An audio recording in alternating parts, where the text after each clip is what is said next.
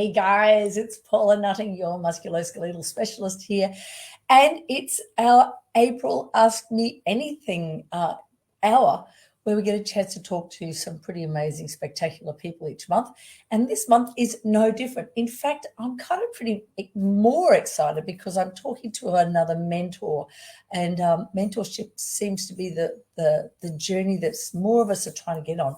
So before me talking anything more about it, I'm just going to bring Diane Matkowski into the room so that you guys can meet her. We can find out more about her because she's normally the one who asks questions. So we've got some time to actually ask this wonderful human being some questions. So Diane, I'd love to see you, and the girls will bring you in.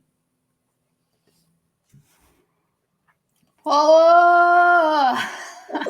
Hi. Thanks for having me. Diane Matkowski move. Hi. When you come in, that's like every time we see you. Like, every time. I don't know when that started. I normally see you and I can't lie, I normally see you at about 5:30 in the morning when I get up to go somewhere, and I'm sitting in the bathroom, going through my stuff, just trying to wake the brain up. And then at 5:35 in the morning,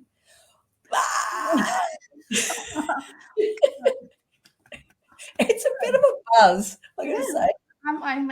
I usually am so excited to be talking with other massage therapists in the industry, and I'm just so honored to be a part of the community. So I just get excited, and it just started happening. And why hold back, Paula? Why hold back?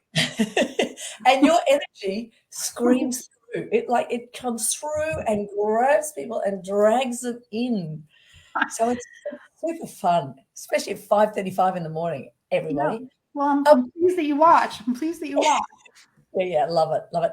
Hey, give the people who don't know who you are a little bit of background about where you came from, because we mostly know you from the Massage Mentor Institute or from the interviews, but not many of us know who this young girl was before she started. So I've been a massage therapist, and I have not taken a paycheck from any other business since 1996. So it's been a long time, and I love the industry. And at first, I kind of worked on my own, and I've worked for different establishments. And it was a much different time in 1996. We used to ride our horses to trudge through the snow. It was just for me, it seemed like a much different time. So I was really lucky to get in early and just, really be a part of a really magnificent scene. I really feel like I just was really blessed. So I started in 1996, and slowly it just turned out that I did really well. I worked for other places, and then I did out calls, and then I worked out of my home. All very valuable, uncomfortable lessons. I would say for me, working out of my home was, I could only see myself going so far. And when I came home and there was people waiting for me on my front stoop, I was ooh. So for me, get out of my house. And I'd have, clients in the house, and they're coming in and out, in and out, in and out. And when they'd leave, their hair's a mess. I'm thinking, oh my God, I don't know what people are going to think I'm doing in here. So I very quickly, I opened up a place called Freedom Massage, which I picked out the name in 96. And then I operated out of the second story of a house. The business grew and grew. And then I took the whole house over, and that business grew and grew. And then I opened another location in the Malvern area, which is close to Philadelphia. So now it's home to 10 massage therapists. We won 10 awards for best massage in the Philadelphia area. Wow. We see a couple hundred clients a week, and it's booked out until like June or July now. Wow. Hey guys, it's Paula Nutting, your musculoskeletal specialist, and this is that awkward, cheesy kind of part of the video where I ask you a big favor. So if you want great content and lots of information, you can see down here in the little testimonials, there's free manual therapy information. There's really cool stuff on necks, shoulders, backs, hips, wrists, arms, etc., etc. I've got amazing Ask Me Anything podcasts and vodcasts that you can get free access to. If you want to get that great content, can I please ask you 3 things? 1, can you please subscribe to my channel? 2, can you hit the like button? And as they say, just smash the heck out of that like button. The more information that YouTube gets to me, the more I can give content to you. And if you can click on the bell, that will also give you timelines for when I'm actually dropping something into YouTube so that you can access it really quickly. So subscribe, like, and click on the bell, and I'm hoping to get you as much great content as I possibly can. Paula Nutting, your musculoskeletal specialist. Wow. So you still work hands-on, right? It's actually for me, it's interesting you bring that up because it's just been such a time of change for me. And there came a point for me where I realized that after 25 years in the business with hands-on and trying to run a business, hire people, and do all these different things, I had to make a decision for myself to realize that perhaps I was getting a little burnout, just to be quite honest. And I doing everything was really hard. It was hard to be a manager, a massage therapist, a bookkeeper, and I really had to learn how to kind of let a lot go. So now I have a manager that operates the business, and she's new eyes after 20 years, and she just sees things that I didn't see and is able to do things that I wasn't able to do because I was just in it for so long, building it from ground zero. I mean, we have over 10,000 clients that have been there now, and just fresh eyes. And now I have someone that does my recruiting to find therapists, and his fresh eyes are just like magnificent. I could just squeeze his face. I'm so thankful, and then I have my bookkeeper, I have my accountant. So for me now, I just kind of an overseer, and with that, it's given me opportunity to do some other things like the interviews and things that get me excited. I think that's why you see me going like this, because I'm like, yes, I still get to be a part of by letting go and giving someone else the opportunity. I feel like the building, I got as much out of the building. I saw clients for a really long time. I love them and they love me, but it was time to pass the baton and give someone else a chance.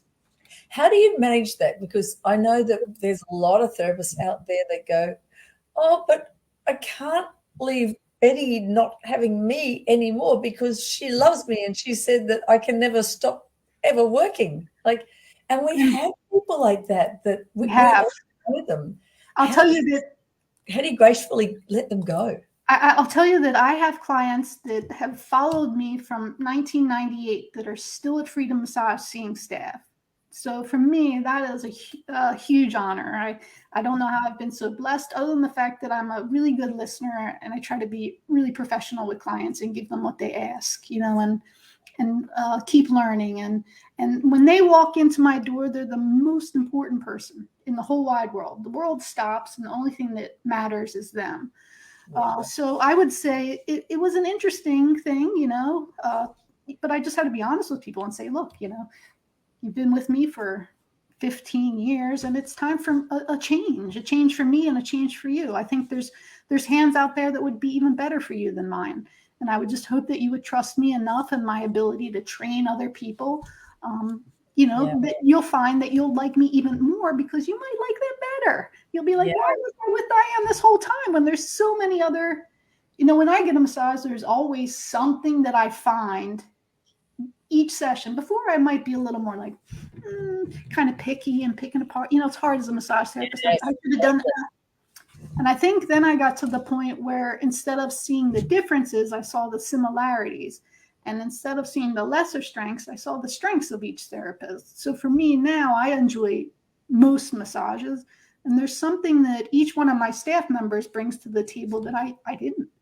Wow, that's such a strong statement, because I go to a foot reflexology day spa thing because I'm so picky on the table, and I think most of us are. You're on the table, you're going, why are they doing that? It's hard. One job I said, don't play between my scapular stabilizers. They're weak anyway. And the first thing you're doing is ignoring me. So that's, yeah, well done. Well done to look at. It wasn't an easy journey for me. Don't get me Jeez. wrong. Because too, another thing is that I think we're all artists, and the best way for someone to find their way as a therapist, to truly find their way, as a boss, I was like, this, you got to do this, and oh my God, why are you doing that? You know, there's so much of that. And I feel like to be a manager, a business owner, all those things, it's a process. It's a find out what works, find out what doesn't work, but being willing and open to get feedback and to be willing to keep changing. So for me, the body work and receiving it, I found, like I said, seeing the similarities instead of the differences, and pointing out a strength every time I pointed out a lesser strength, and finding ways to kind of support them in their process, because there might be someone who gives a completely different session than I do, but still kind of somehow, I'm not sure how, achieves a similar goal. Yeah. So it's all internal. You're not actually saying that stuff while you're lying on the table, right? Well, in the beginning, there was times when I was training therapists where they'd start massaging me, and I'd be like, whoa. Oh, yeah. Okay. And I'd actually stop them, and I'd get off the table, and I'd say, why don't you get on the table so you can feel what I'm talking about? So there's been different times in my life where I've done different things. And two, I've kind of just listened to my gut with what to do in each space. But I do have to say that it's very rare that I don't find something that I really enjoy in a session. Yeah, that's good. That's great. Because there's a lot of people out here who are massage therapists, remedial therapists, and myotherapists, and we're all picky. As you said, we're artists. So we kind of go, that's not my color palette that I would use when I'm feeling the tension in this particular area. I would use this color palette. Why are you using that? And instead of just going, stop it, you're doing the wrong palette, being open-minded and going, well, what has that palette got left to offer me? Well, I just figure if I'm there, I'm supposed to be there. If they're there, they're supposed to be there. I'm on the table, right? And they're working on me. So maybe they know something that I don't know. Maybe whatever got us both in that place at that time knows something more than I know. And there have been times I've walked away like, I don't think that was true, Diane. That person didn't. I feel a little uncomfortable after that session. But all in all, I try to find the similarities, and I try to see and allow them to express themselves as I like to be able to express myself. So is that why and how you started up the mentoring? The mentoring thing just it was weird, because when I was trained by a gentleman in '96 who was a massage therapist in the '80s. I mean, so what a blessing that was. And he just always said, I think someday you're going to mentor people. And so when I picked the name, the Massage Mentor, I was almost like, oh, God. I'm like, oh, that's kind of pompous almost. Are you sure you want to do that? But for me, it was something that I had been called since the beginning. And I just felt like, for me, it symbolizes the fact that I didn't do anything alone. Life is kind of like a we program. And the more I asked for help, the more that I grew. And the less I was like, I know, and said, maybe I don't. Maybe I could, so for me, the mentoring piece and calling that out, or bringing that to the table, for me meant that I would hope that therapists out there realize I didn't do it alone. I did have help, and I've had a million mentors. And I don't remember what your question was specifically. But I decided to start on your mentorship program because you were so good at finding the value of other therapists. That may not, don't do a record rewind, because that may not have been exactly the question either. So like I said, and two, just having, people come in to work with me. And you're mentoring them. You're like on the table, okay, I'm just going to get off the table. I'm going to get you to feel what this feels like to me. So that's your intuitive practices to assist. Yes. And like I said, from person to person, year to year, that process has kind of changed for me on on how I handle things. Now I'm a little quieter and I have easier conversations, but also to the schooling that people are receiving. They're coming out of school with a lot more knowledge than they had before, I think. Wow. It's maybe there in Australia, it's been dumbed down. Don't tell anyone. But like because I did my course same time as you, like 1994, I did my first 10-week Wednesday night sessions with a doctor who was a Chinese doctor who also did massage therapy. We went through the process, and at the last of the sessions, he had just a few tea light candles, and we had to treat it almost in the dark. So we had to actually work out where our hands were. Then went to and did the 2-year, 4-semester full-time diploma, where we had loads and loads and loads and loads of orthopedic assessment skills and stuff like that. Nowadays, they get just, it's not even the cream on the top. It's the chaff that falls at the bottom of a food bag. It's not strong stuff at all here. So that's why mentoring is so important for us here, is because they come out of college going, well, I know we call it BAM, bare ass minimum. They got the BAM. I like that. I'm gonna jot that down. BAM, courtesy of some friends of mine when they used to chemotherapy. But they need some help, and they need some guidance. They need it. I always found it like all in one place. You can get a little bit of this and a little bit of that and a little bit of that, and a whole lot of choice. I feel, for me personally, I found that I can't change someone's personality, but I can always help them with their body work. Also, I can just give them a little help too with key phrases or things that they could do to keep people interested in coming back, and listening skills. But I feel like a lot of times the people, at least that we've been attracting lately, we've gotten really lucky with people that have really good hands. And like I said, I feel like if they have a good personality, I can work with that. I can work with it. So. Yeah. People skills, that's what we do first and foremost. Listen. Please listen. Please listen. I think that is probably one of the things that helped me build the business to the point that it is now, and why we've won Best in Philly 10 times or however many times it's been, and why people have been coming to me since 1998 is because they felt heard. They felt like my focus was just on them. And I think that goes really far, because I think in society in general, everybody wants to kind of be heard, and a lot of people don't feel heard.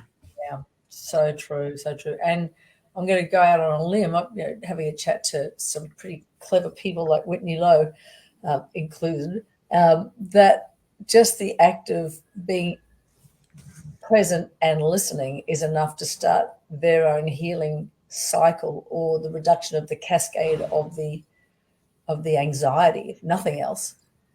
I think I always tell my therapist to be at the door, ready to go, and the greeting is a big thing. And when someone comes in, you never know where they're coming from. You never know what their experience has been before they got there. So I've had a lot of people, that appreciate that I point out where everything is, and I give a little mini tour of the facility, and it's clean. There's not a lot of clutter, and here's the bathroom. Here are the 4 other treatment rooms. Here's where we're going to do this. Here's where we're going to do that. So by the time they get to their massage room, they have a real good feel of how things operate, and where they are, and where the doors are, and whatever else they need to do. So for me, that's how I like to start, is making sure they feel at home, and they kind of have a feel for the lay of the land. And you show them the exit doors, and then if the oxygen needs to come down. That's right. Just put it on. Put yours on first, and we'll figure it out. So yeah. But that's probably why they do it too. It's like it gets you centered and grounded into the experience. Yes, I'm a big believer in that.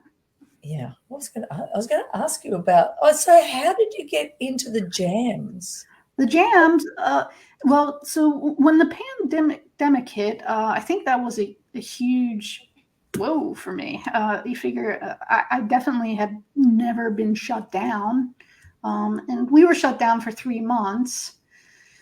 So backtrack a little. Before that, I'm training. My head's down. I didn't really know all this was out there. I didn't know there was Paula nutting. I didn't know that all these people were kind of out there. I really didn't. I was just had my head down. I was building my business and taking care of business. That's all I was doing. And so, the pandemic hit and I was like, wow. So I was just training my therapist, showing them everything that I had learned. And I started to feel like I'm running out of stuff. These therapists they're outgrowing me. Like, what am I supposed to do? There's so I did. I started kind of looking online more and getting to know a little bit more online. I started doing the interviews. And as I was interviewing people, I started to realize there was this whole beautiful world of experience out there. And I couldn't believe it. I was just really blown away by some of the teachers and what they did and their techniques. And there was this whole world out there. So one of the things, that one of my therapists came to me, was like, my shoulder. And I was like, as I started building my following with the interviews and I started going online and doing all these things during the pandemic, because I was like, I got to figure something out to do. Yeah. And I mentioned it to a couple of my colleagues. I'll just shout them out. One was the 𝘀𝗵𝗁𝘁, Allison Denny, and then 𝘁𝗵𝗶𝘀. And I said, I have this idea. I've been trying to teach people about the shoulder for years, and I'm out of stuff. So how cool would it be if you had all the big names in the industry, all these teachers focus on one body part? Because everyone probably has a little different twist. Like we were saying, I tried to learn how to enjoy all the sessions, all the different kind of work, because imagine all together, those 10 different people focused on one body region, what the chances are of figuring out a way to be helpful. Yeah. So I mean, I told Till and I told the Rebel, and they were like, that is a great idea. So I said, I think I'm going to try it, and that's the thing too. I think that sometimes we have ideas and we get afraid that it's not going to work, and we don't try them. And like I said, when I started my page and I declared myself the massage mentor, I was very uncomfortable. I have 6,800 massage therapists on the page now. It's been a couple years and it just grows and grows. I handpick everyone coming in. If you're not a massage therapist, you don't answer yes, you don't do the questions, you don't get in. So for me, it was just listening to doing the next right thing. So the shoulder jam, I was like, please, I hope that we get 50 signups, please. And we had people from hundreds and hundreds of students sign up, people from all over the world. And it's just if you haven't been to a jam, I have to say it's a really good time, because what happens is you get these teachers who all know each other and kind of watch each other from afar, Yeah. And they all are definitely bringing their A game, So you have Tom Myers and Till and Whitney and all these great minds coming together. James Wisloski, Judith Aston, Paul Kelly. So all these masterminds coming together and just showing that one body part. Yeah. And that doesn't mean, too, that they're just focusing on the shoulder, because as we know, it's not always the area that so again, it's just been mind-boggling to me how much it's grown. I wish more people knew about it, just because it's the only other thing I'll say about it, too, is it's like getting 10 classes in one. Because if you had to go see Tom Myers, Eric Dalton, and then you had to go see Whitney and all these teachers, that would be a lot of classes and a lot of money. So a lot of trouble. Just streamlined and readily available to the community. And I think the teachers are really excited about it, because it helps people find them. And then I'll just stop with this because I get really excited. Is you get to see the personality of each person too. So there's going to be certain personalities that you're drawn to more than others, certain techniques. So it's almost like a showcase of everyone's work.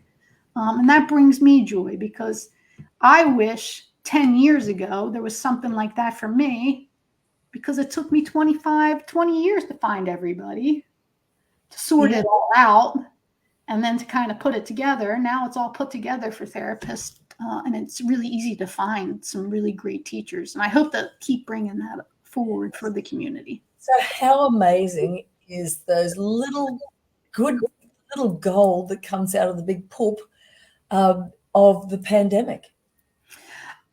Some people kind of froze up, and I literally built the Massage Mentor Institute from ground zero and added classes from the Rebel. Some of the teachers were in a panic because they couldn't go live. So, and James Osofsky has shared this live, and he shared it when he accepted me going into the Massage Hall of Fame, that he was just beside himself because he does classes all around the world all year long, and all of a sudden everything was shut down. So I was able to get up 26 hours of classes for him. So he was able to generate an income during the pandemic. So it just kind of all fell into place. And then the jams happened, and a lot of people were home and were dying for some interaction. Yeah, exactly.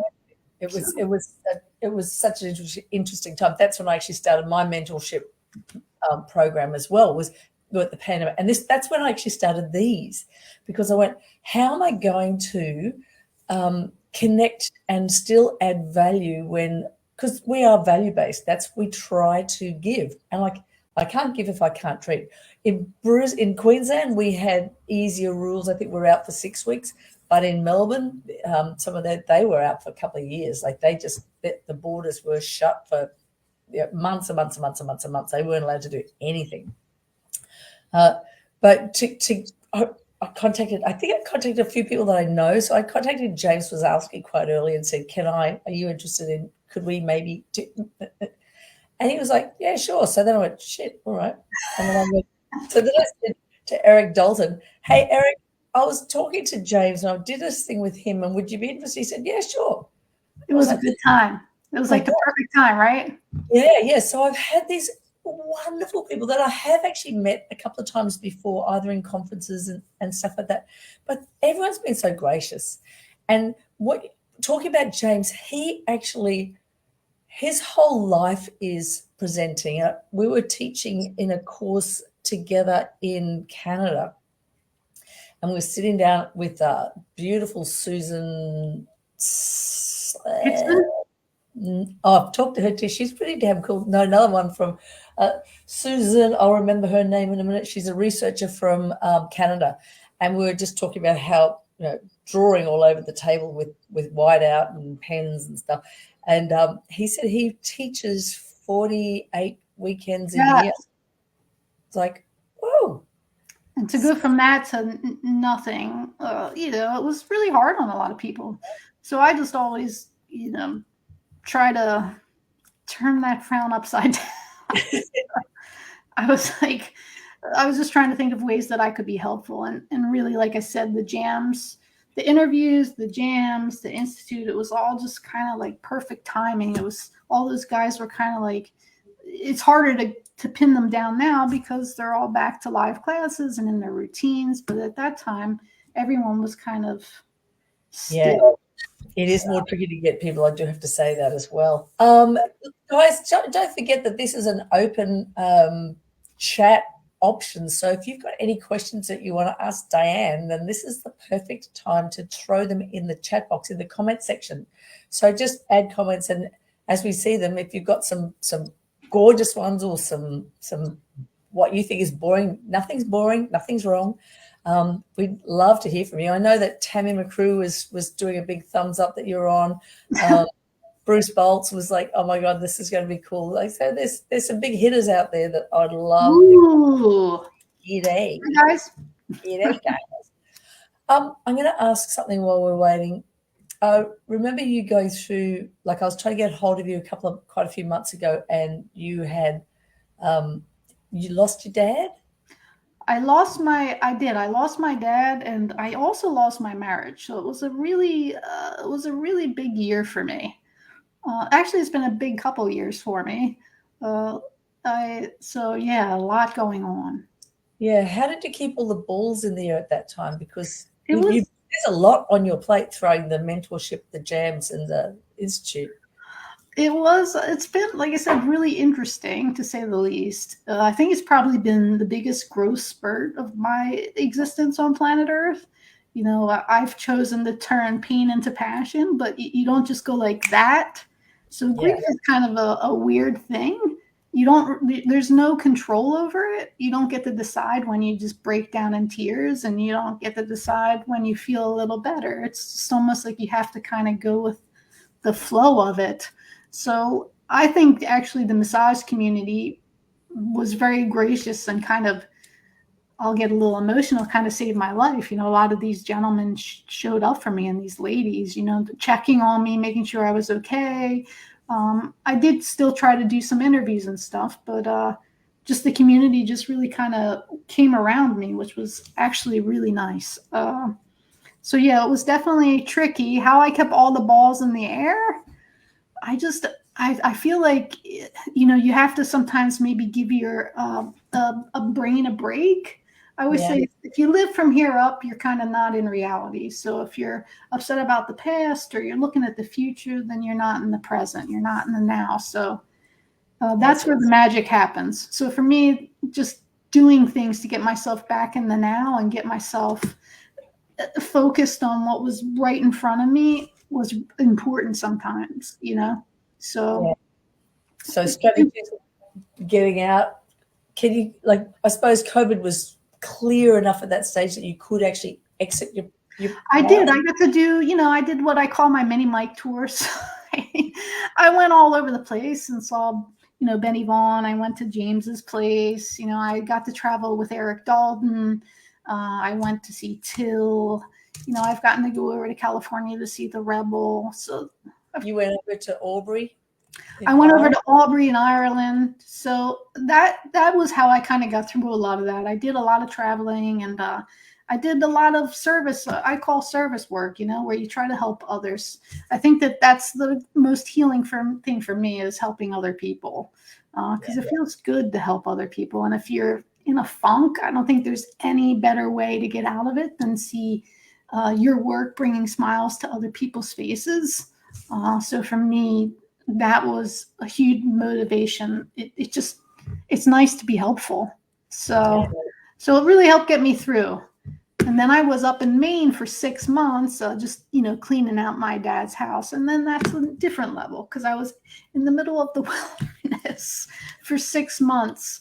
The driveway was 2 miles long, and, just going through all my dad's belongings, and, playing the role of, cleaning that out, and doing that alone. I chose to do that alone. And again, just learned a lot. I don't feel like the same person. So grief has been hard, but I think, again, it's just kind of a blessing in some weird way. I don't know if you can get to that place where you're so put in the now, and so you have to deal with it. There's no way around it, I feel like. So I'm a big fan of growth. Yeah. And grief is a very interesting way to grow. And you can stay in it as long as you want, or as long as you need. But too, I found, but by just trying to stay focused on the now was really helpful for me. Yeah. And you've got to be able to accept other people's gifts of wanting to give to you as well. I find that sometimes you can box yourself into grief and then own it, and I don't want anyone to come in there, which I think stops your development, because that comes into here again. Yeah, so it's here up. You can live lifetimes from here up, but for me, I've really tried to stay in my body, and I realized the work, I don't mean to be cheesy, but the work I do on myself, right? The work I do on myself is important because it helps the group. So the best way I can help the group is to work on myself, because then I'm just a better person, a better member of society, and helpful. So if I work on my grief, I let people help me, I help others, and let that spin through me, then I am helping the group. So that's really been helpful to me too, just to realize that I'm not alone, and the work that I'm doing on myself, whether it's seen or unseen, is valuable to everyone. So if anyone has got grief, aside from contacting Beyond Blue and all of those other support groups, and this is a bit in the head thing, do you find that you have to schedule that time, otherwise you're too busy looking after other people? For me, when I was in Maine for 6 months by myself, I just kind of let it unravel. You know, I feel like I didn't have much of a schedule, and I was really busy working, but I was also busy mourning and having conversations that I needed to have with my father, and I had the space to do that. For me, doing that alone, the benefit of that was I didn't have anyone. I didn't have to worry about anyone but myself. So I feel like I learned the difference between loneliness and isolation and solitude. I do think solitude, there's some things, one of my teachers said to me, there's some things you can only do alone, Diane. And I feel like for me, I learned that as well. And that doesn't mean when you're doing those things alone that you don't accept support and you don't ask for support. It just means that there are things that you can only do alone. And there have been growth spurts for me there. And all beautifully said, because I think like there's so many people I've spoken to this year that have had major grief, and a lot of it is with the what we've got going on with post-COVID or long COVID now, that there's more research in there. John Sharkey's just dropped out another paper on how to treat. I love John Sharkey. Yeah, he is the absolute bomb. He's actually one of the first people who graciously gave me his time.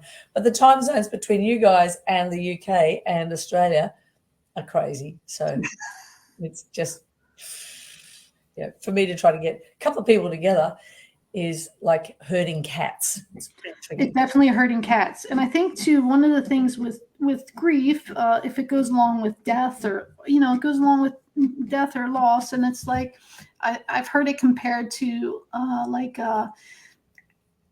jumping out of a plane. There's that rush where you're completely out of control and you're pushed in the now as your face is going and you're going down to the ground. I think that some of these things that happen to us in this grief, they really do throw you into the moment, and you get to choose what you want to do with that. And I think, like I said, it's a great experience just to allow yourself to feel your feelings. That's how I've built my business. I've built my business by doing the next right thing and feeling my feelings, and if I'm uncomfortable, doing it anyway, and just trying my best to be helpful and be a good person, really. And I think that's intuition as well. When you start talking about, am I doing it right anyway? You go, oh, hang on. There's so many warning bells going off here that I do not want to be in this space. And it's got nothing to do with grief, but it could be with a client or a patient. And you're going, I love that. That's something I've been thinking about, Paula, is the bells going off. When the bells are going off and you feel uncomfortable, then you don't have to do it. Yeah. It's step back. Probably, just take a pause, take a minute, and if that doesn't go away, there might be a reason why it's not going away. It might not be the place for you. So, well, they talk about the cells, like the emotional brain cells. You've that brain, heart, gut. So we sit there and you'll go, oh, this just doesn't feel right in my gut, or my heart is exploding with emotional, love or whatever, like generally love. Your gut feels like you're going to throw up. Like there's so many things. You just got to listen to your body and get out of your freaking head. I mean, it really, like I said, you could stay in your head and you can live a month, you can live a week in like a second. That's how disturbing the reality of your mind is. Living a month in a second, or living through an experience in a couple seconds is, it's just not reality. No. And I don't know about you, but I've never predicted what's going to happen. I've never seen it clearly. I've had a general idea, but I'm usually pleasantly surprised by the future. I've never really been able to write it. Okay. That's a great question. Or change it. Predicted. You can never predict. You can't ever change it. Once you're on that roller coaster, you're on the roller coaster. I think you've got the opportunity to work out whether you can put the brakes on a little bit every now and then, but you've got a better chance of going, am I going to step on that roller coaster? Or hang on a minute, the merry-go-round is just there. I might get on the merry-go-round and kind of just take it easy and watch the roller coaster and see if that looks too out of my depth. I have a friend that said to me, Diane, you open the gate and you see the roller coaster, and you get to decide if you want to go on it. And a lot of us know when that roller coaster is there, if we're paying attention, you know. So like I said, for me, more and more, it's just about being in the moment and realizing that the future isn't here, and the past, there's literally nothing I can do about it. I can create a better future by just being present. But you also have to have the capacity, and this is what you do. And there's a few of us out there. There's lots of people who don't do this. They walk past an open door of opportunity, and they're not prepared to, they're not prepared to do that. They're not prepared to stick their head in and have a look, because if you hadn't stuck your head in through the door, you wouldn't have the jams. If you hadn't stuck your head through the door, you wouldn't have the mentorship. If you hadn't stuck your head through the door, you wouldn't have the 10 wins for Phil. Wonderful people that I work with. Yeah. That's another thing. My clients have been some of my greatest teachers, people around me, greatest teachers. I had a gentleman sit in my lobby, and he said, Diane, gazillionaire. Diane, if there's a doorway, you just have to walk through it. Just walk through it. If you see a doorway, walk through it. And no matter what my frame of mind or how I feel, usually I walk through the door. You can always turn around, but you don't know what you don't know till you know. And, and the only way you know is to take risk. And it's the most salient lesson for people who are out there listening, who are going, should I expand my business or should I not? Oh, I don't really. Get out of your head, take a small step and go, my gorgeous friend of mine, Ros Utley Moore, used to say, pull your big girl panties up and step in and try. Because if it doesn't work, it doesn't work. But if you have never tried it, you never know. And like, you would have been that one person working in your home space if you hadn't tried all the stuff you tried. I did. When I took over, when I started my business, I was just on the second floor of an establishment. I had a massage table. I didn't have any furniture. I had nothing. Nothing. And I didn't go and buy a bunch of stuff, and I didn't invest in someone else's building. It wasn't my building. So I painted, he paid for the paint, things like that. I wasn't going to redo and do all these things, and I wasn't going to pay for things until I had the money. The most important thing when you do massage is having a massage table. So I had a massage table, and as I could, I added. And then I got it humming on the second floor, and I took my time doing that. And then the first floor opened up, and I thought, can I do the first floor? And I remember my stepmom, who passed on in 2010, she came in and she said, if you don't try this, you're never going to know if you could have done it. So you got to try it. Yeah. But again, taking on the whole building initially might have been too much for me. So again, it's just being practical, knowing what you're dealing with, knowing your area, knowing the cost, knowing how many people that in the area might want massages and all that kind of stuff. So it's for me, mindfully doing things, but also being willing to take risk. Yeah. Don't be timid. Don't be timid when you because I know so many people out there who have got the skills, and that whole build it and it will come. Obviously, don't go out of your financial depth, like you're saying. Don't buy the whole building and work out that you're in the worst area on the planet and no one has massages because there's 14 other people who are fabulous and they've been experienced there forever. But use a little bit of don't be scared as new practitioners to step a little bit out of your comfort zone, because there are people like Diane and there are people like me that are out there who will happily give you a little bit of a nudge forward to help you on your journeys.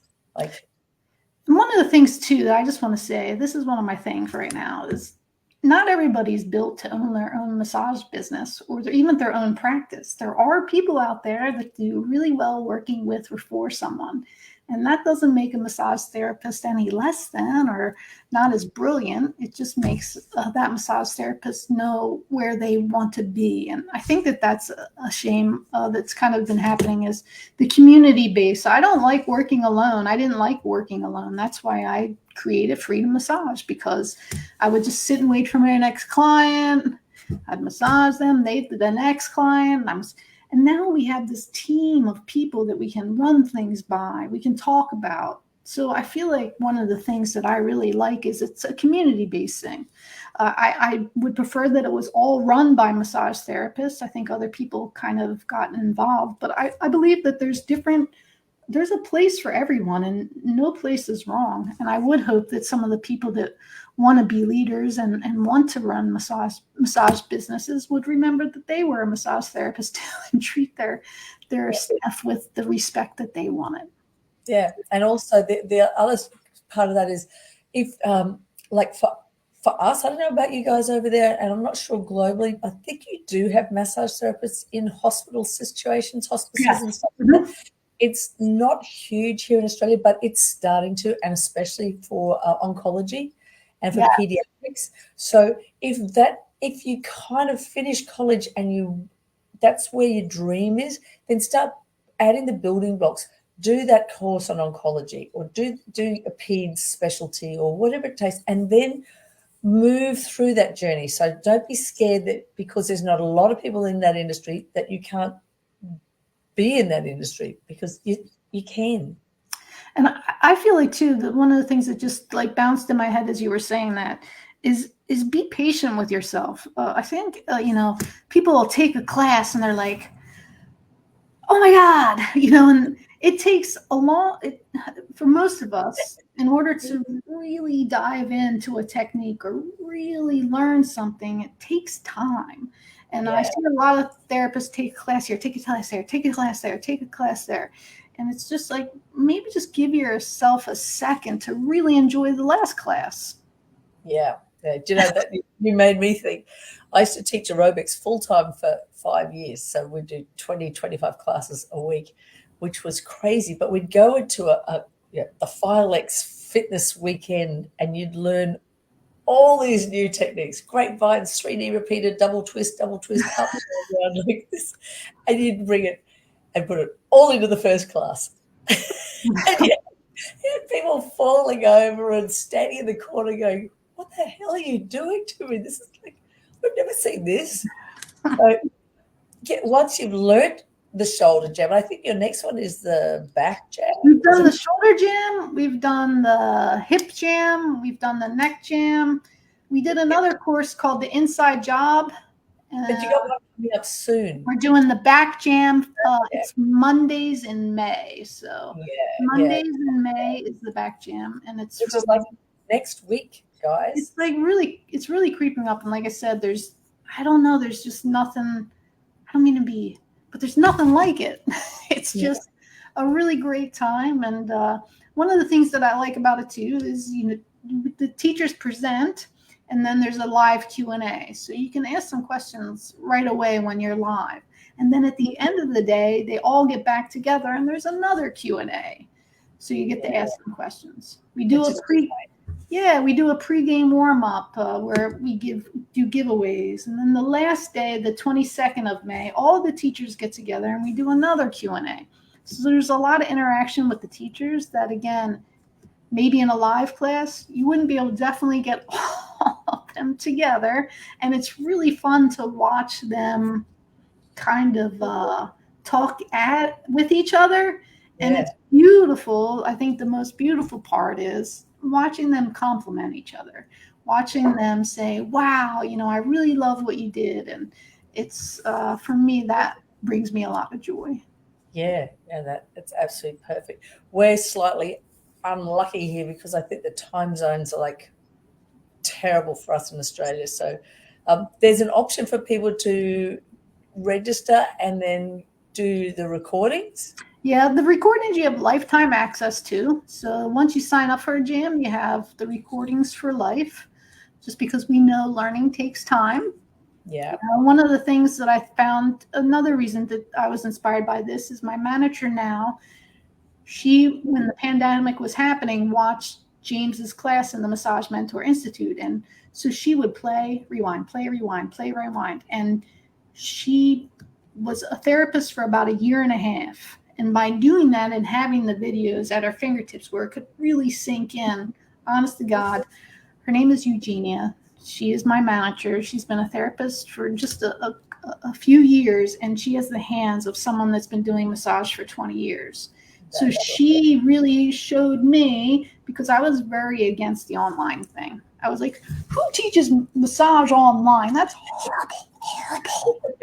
I was so mad about it. I really was. And then now that I'm helping the community have it, I'm seeing that, well, it's true when you're in a class, and I love live classes. I would never stop going to live classes, but you can rewind and watch again, watch again, watch again, and really learn the techniques at your own pace. So that's, again, another bonus that I like about them. And then, like I said, if you want to grow more and do more with those teachers, you can go live or take their classes or whatever you decide. Yeah, which is a good point. I'm lucky enough to work with 𝘀𝗵𝗀𝘁𝗲𝘀𝗀, which is a South African physiotherapy education center. So a handful of times, probably 6 times a year, they get me to do a 3-hour webinar. But like, there's webinars and there's webinars. And that's when you're on there and you talk about, where are you from? I'm from Azerbaijan. I'm from Namibia. I'm from, Ireland. I'm from South Africa. I'm from Joburg, wherever. But gosh, I've seen some terrible 3-hour, just horrible presentations. And we've tweaked them up so that it's all interactive. So you're sitting there, but after about 15 minutes, I've got you standing up and doing a before and an after, so you can feel the difference between like some kind of action modality that we're doing. Otherwise, it's boring as get out. And then they get the videos. So you've got to have quality for someone who's not got hands-on. You can't replace hands-on with something that's a PDF. Right. And I will say that, with the name, the jams, the reason they're called jams is you have, when you're jamming music, you have a bunch of different, everyone's kind of doing their thing, and they all come together and they make music together. But everybody kind of is still doing their own thing. So we actually did, if you want to see some of these teachers dance, they dance because I play music and stuff. And it is awesome. So, I'm just saying, there are ways to have a good time online and, to, like I said, really get to know the personalities of the different teachers. Is Eric Dalton going to be pulling out his drum kit? Eric Dalton is not he's not going to be at the neck jam, but he has been at he's been at the hip jam and the hip jam and the neck jam, but he won't be at the back jam is what I meant. Yeah. So I think he's got his 𝘀𝗪𝗃 one coming on pretty much the same time. He does in June. Yes. Yeah. No, that's, oh, damn it. I was kind of getting a bit excited. I was going to try to, not that I can do anything at all. Rulers and a massage table. There's your drumming. Oh, biggest life lesson that you've learned. I know this is a big call to throw something out. So biggest life lesson you've learned for your client base. I think to remain open, and my father used to always say, the more you know, the less you grow. I know that's kind of like backwards, it almost seems, but just staying open to maybe the possibility that I'm not sure, I might not know, is actually probably been one of the greatest life lessons, and just trying to listen.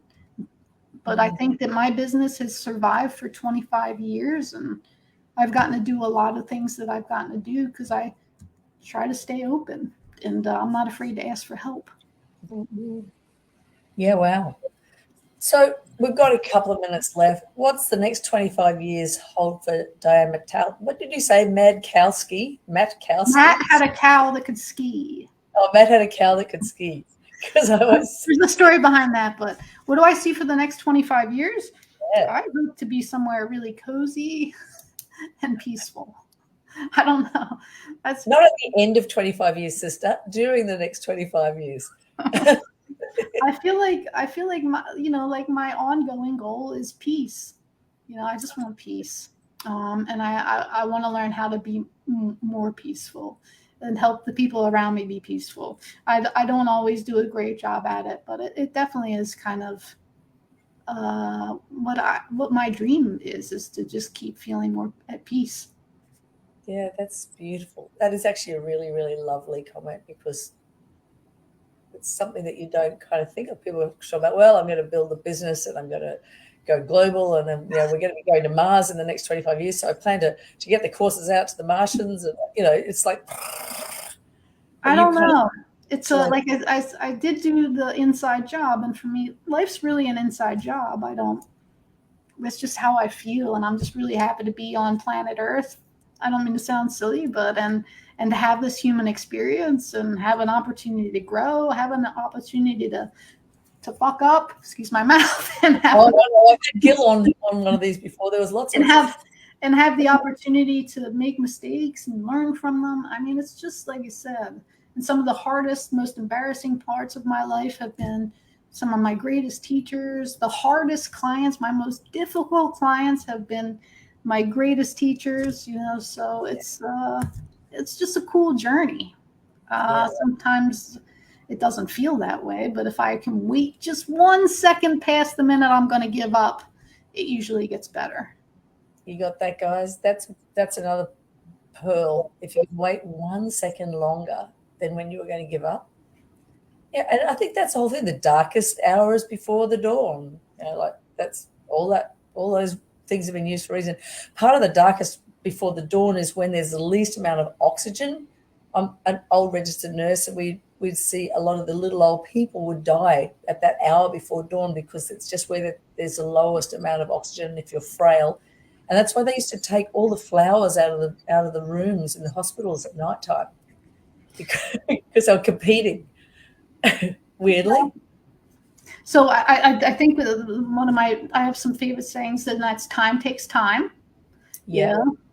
And I always will go, because sometimes I want to do something about something, and I just keep going, wait for it. And there's a huge power in pausing. I don't always do it perfectly. And when I don't, I can see now the little chaos and mess I make, but just create instead of react and all that beautiful stuff. You know what else is one of my favorites? I'm going to give you a couple favorites. Yes, please. Doesn't need to be said. Doesn't need to be said by me, and doesn't need to be said right now is one of my favorites that has saved my life. But again, do I do it perfectly? Absolutely, positively not. You could ask anyone on my staff. Does it need to be said? Does it need to be said by me? And does it need to be said right now?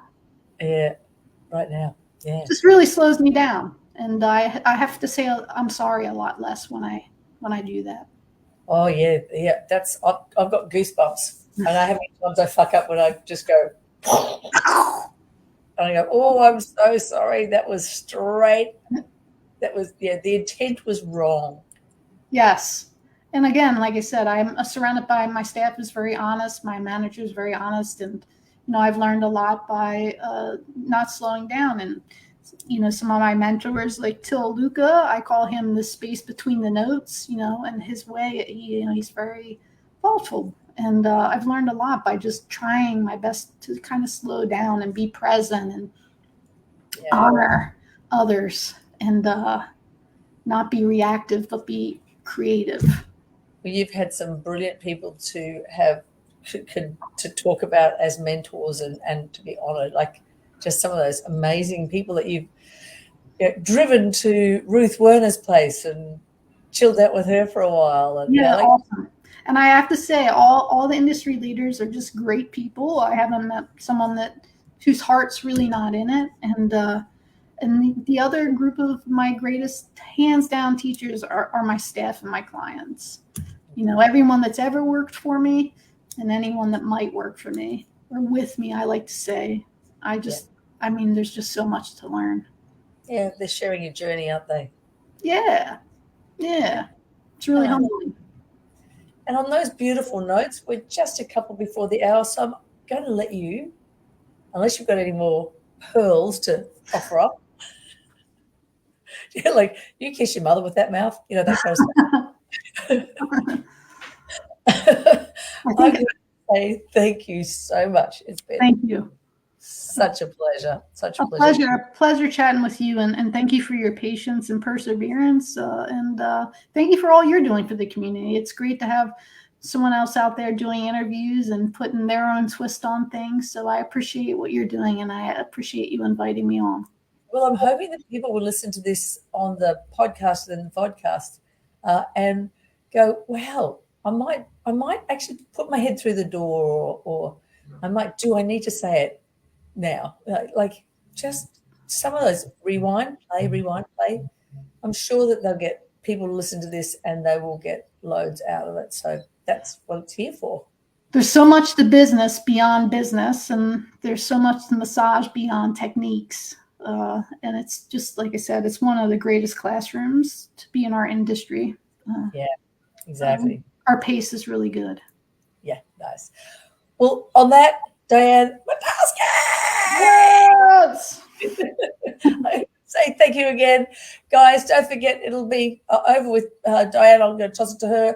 I'm going to have it on my website, 𝘀𝗵𝗂𝗫𝗄𝑠pecia_list.com.au.com. Isn't it terrible.com?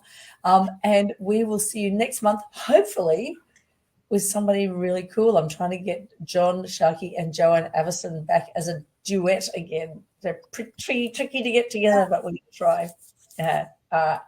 Thank you again. See you guys. Bye.